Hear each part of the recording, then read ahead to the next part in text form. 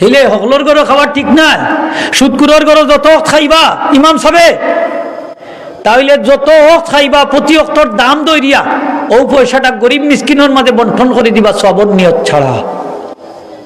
500 টাকার খানি খাইলে 500 টাকা বাড়তে হইবা। কত টাকা? 1000 টাকার খানি 1000 টাকা খাইলে কমাইয়া খাইছান, যাতে চাপটা কম পড়ব, কমাইয়া খাইছান। এখন অনেক সময় ঘুষকুরের গরো খানি বড়, মদকুরের গরো, জোয়াকুরের গরো, জোয়ার পয়সা, চুরির পয়সা, ডাকাতির পয়সা খাবার আজে বাজে হতো তা বেজাল খাইলা। ও মতল্লি সাহেব, আপনি দায়ী থাকবা কিলা বলে মতল্লি সাহেবর সৃষ্ট হইল এই বিষয়টা।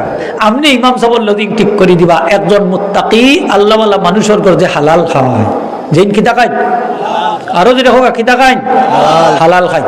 মসজিদের মতল্লি হইবা, আল্লাহ কইছেন মুত্তাকি পরহেজগার। সুবহানাল্লাহ হোগা।